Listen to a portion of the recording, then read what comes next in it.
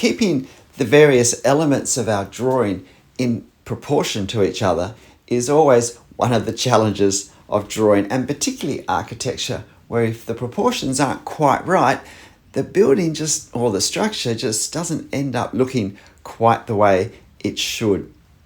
And Marble Arch in London is a wonderful example for a daily drawing exercise where we can really concentrate on proportions, because the actual structure is relatively simple in its fundamental forms if we remove the architectural sculptural reliefs that we have on the building. So we have these 4 Corinthian columns on bases with an entablature and with arches between. And so getting the proportions right is the most important thing.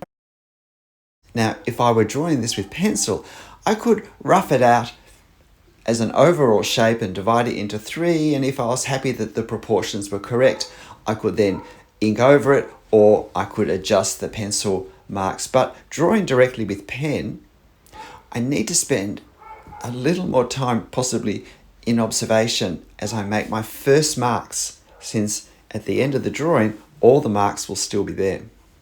So I'm concentrating on these 2 central columns, and with the first one getting the proportions of the column correct. And then I need to get the space between the columns correct. The actual proportions of the second column is easy enough because I can just go horizontally from the first one. But I want to place them at the right distance for their size so I can then get the arch in place.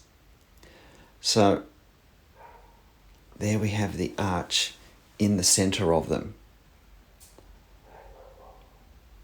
And now the base for the second column. And so this now becomes a measuring unit for the rest of what I'm doing. Now I can see that the side 2 columns are not quite as far apart as the center 2. So again, trying to position where that is. I make that column a little too wide because I don't pay quite enough attention when I'm doing it. I was thinking about something else. Concentration is important when we do those, particularly those lines that define the edges of objects. And I had a few troubles just getting my lines horizontal at that point.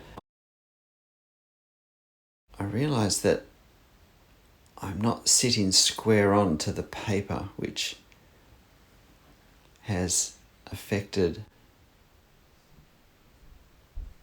my perception of lines. And you can see I did a wrong line across there. I drew the line across from the top of the column shaft, not the actual capital. And so now I have a line going through that recessed area.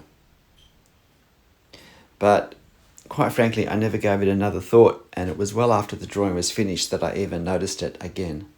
So it's important not to get too worried about mistakes. But what we do want with a structure as simple as this is relatively nice, clean lines.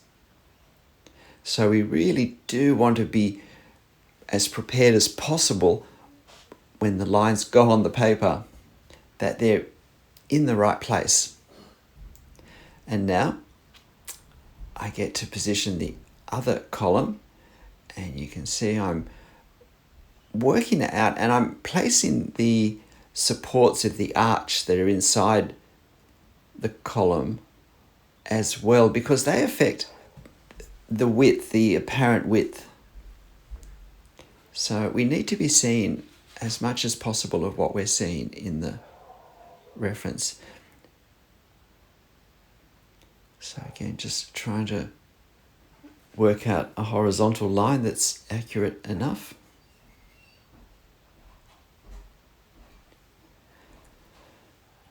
And now I can finish the positioning down here, and then I can work on the sculptural reliefs. Now, with a scene that's as relatively small as this, these reliefs will be a bit of a challenge. And of course I want to make sure my two boxes where the sculptures are in them are the same size, because once we fill them with the lines for the sculptures, it will be obvious if one of them is larger than the other.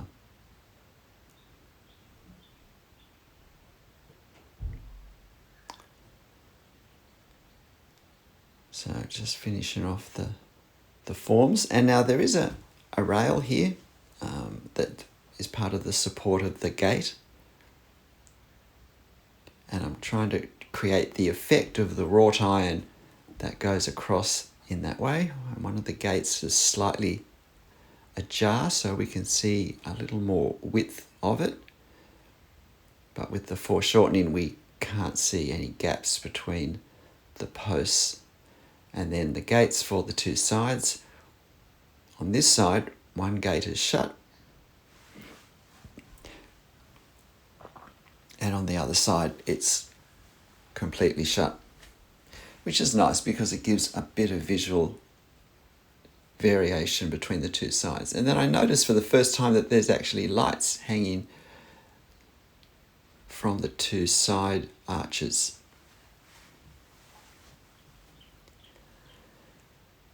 And so now working on the second gate. And again, alignment is important. You can see me consciously and actually measuring across from where I've got one gate, because as much as possible I want my second gate to look lined up horizontally with that one.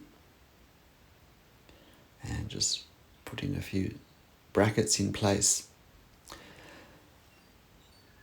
So time to have a go at these reliefs. Now again, it's important to draw the effect of the relief, not try to draw little figures which will end up looking awkward. So I'm looking at the shapes that I can see at a glance. So a long, thin triangle for the leg that goes down, a long, thin arm reaching out, positioning the head correctly, the shoulders, a line for the waist, a line for the hips, or depending on the folds of the fabric and how it drapes.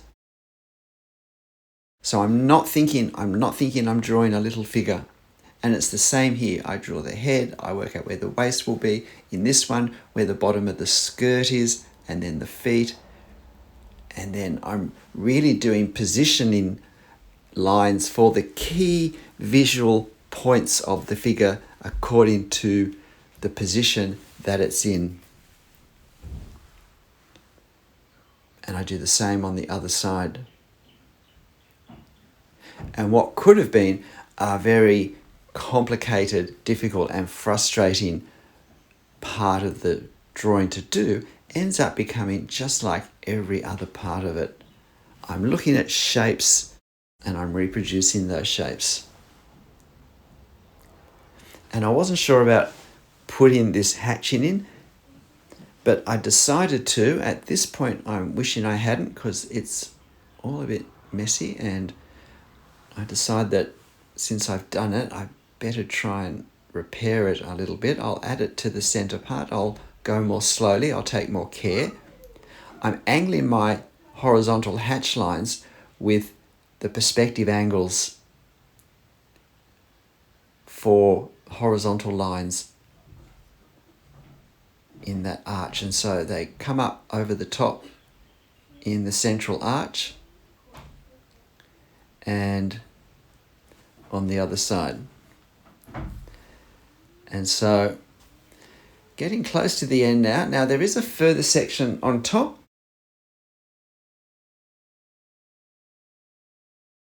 And probably the thing that frustrates me most about this is I took this top section just slightly too high.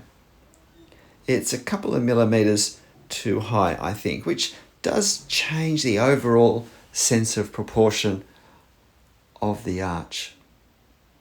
It does make it feel just a little bit too high. And it takes some of the focus away from the actual arches because it makes it just a little bit top heavy. but I'm not going to be overly worried about that. This really is a good exercise to do. It's nice and clean. If you want, you can simplify it just down to the basic forms.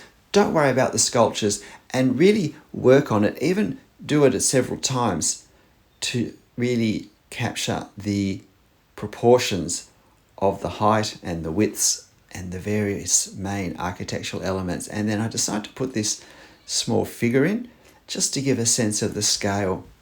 I actually took this photo in a bus driving past, so I think it's turned out quite well for that. Marble Arch was originally inside the front courtyard of Buckingham Palace, and when the palace was enlarged and a building was placed in that spot, it was moved to this spot. But it's a great structure. G'day, I'm Stephen Travers. Look, keeping things in proportion is always a challenge, but therefore it always needs to be a focus before we put any marks on the paper when we're drawing with pen. You'll find this photo on my channel community page, and I'll put a link in the description. I hope that can take you straight there if you want to have a go drawing this yourself. But look, whatever you draw and however you draw it, make sure you have fun. I'll see you next time. Bye.